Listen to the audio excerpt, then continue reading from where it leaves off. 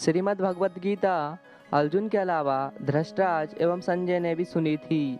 अर्जुन से पहले गीता का परम पावन ज्ञान श्री हरि ने सूर्यदेव को सुनाया था।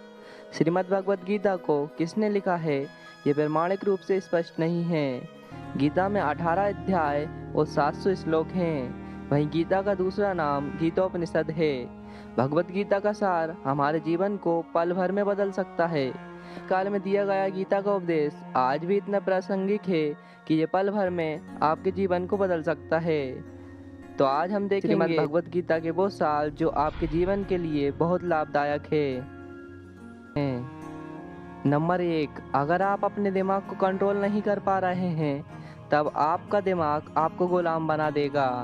ये बेहतरीन क्वाट्स आपकी ज़िंदगी बदल सकती है कि आपकी ज़िंदगी में एक ना एक ऐसी चीज़ ज़रूर होगी, चाहे वे किसी तरह का नशा हो या फिर कोई बुरी आदत जिसे आप छोड़ना तो चाहते हैं पर आप छोड़ नहीं पा रहे हो।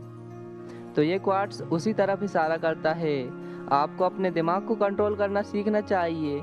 अगर आप अपने दिमाग को कंट्रोल नहीं करोगे तो आपका दिमाग आपको कंट्रोल करेगा।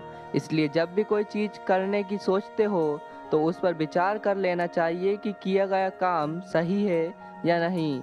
आपको हमेशा अपने दिमाग की सुनना। यह एक बहुत बड़ा डिबेट है कि आपको अपने दिल की बात सुननी चाहिए या अपने दिमाग की। तो इसका उत्तर है बैलेंस, यानी आप दोनों को आधा आधा सुन सकते हैं। आप जो भी तय करते हो यानी जो डिसीजन लेते हो उसमें से 80% आप अपने दिमाग से ही लेते हो, वे भी दिमाग के लालच में आकर।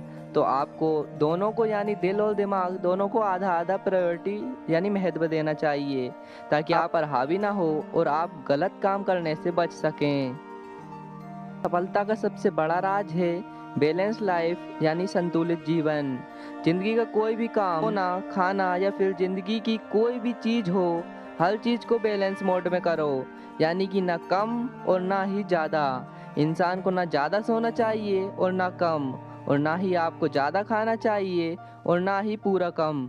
आपको हर चीज़ को बैलेंस में रखना चाहिए, बिल्कुल परफेक्टली बैलेंस। अपनी उंगली पर आप किसी चीज़ को रख कर देखना और इमेजिन करना ये आप हो।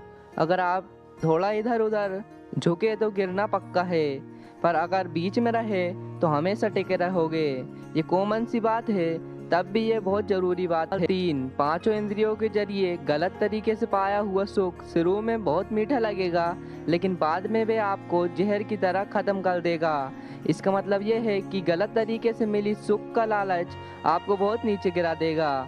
नशा करना या ऐसी कोई भी चीज़ जो गलत है वे आपको थोड़ी देर के लिए सुख दे सकता है, पर लंबे समय की बात करें तो वे आपको नीचे गिरा देगा। इसलिए ज़िंदगी में कोई भी ऐसा काम जो आपको पता है कि गलत है उसे कभी मत करो। इसके बदले आपको वे काम करना चाहिए जिससे आपको परम सुख मिले, जो आपके दिमाग के अंदर केमिकल लोचा से उत्पन्न नहीं होती हो, बल्कि वे इस दुनिया के परे की चीज़ हो। और ऐसा आनंद आपको कैसे मिल सकता है? किसी से प्यार करके, लोगों की मदद करके, माता पिता की सेवा करके या गरीबों की मदद करके।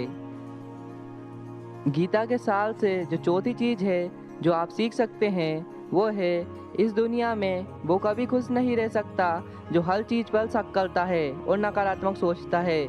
इस दुनिया को आप जैसे देखते हो ये दुनिया आपको वैसे ही दिखती है। अगर कोई दिमाग एक चश्मे की जिसे लगाकर वे इस दुनिया को देखता है, सेम एक ही घटना किसी के लिए अच्छी होती है और दूसरे के लिए ट्रेजेडी। टीवी में आपने ऐसे बहुत सारे रियलिटी शोज देखे होंगे जिसे देखकर आपको लगता होगा कि लोग इसे कैसे देखते हैं, मुझे तो समझ में ही नहीं आता, पर फिर भी लोग देखते तो हैं ना। इस मामले में ये रियलिटी शो खराब हैं और नॉनसेंस हैं, पर लाखों लोगों के लिए ये फेवरेट हैं। नंबर 5, इस दुनिया में जो भी घमंड करता है वे कभी भी खुश नहीं रह सकता। जो भी आपके पास है वे कभी भी आप खो सकते हो। कोई भी चीज़ आपके पास हमेशा के लिए नहीं होती, और अगर आपके पास कुछ चीज़ नहीं है तो इसका मतलब ज़िंदगी भर आप उसे हासिल नहीं कर पाओगे। क्योंकि याद रखिए वक्त हमेशा बदलता है, इस दुनिया में कोई भी चीज़ परमानेंट नहीं होती। इसलिए घमंड को त्याग देना चाहिए।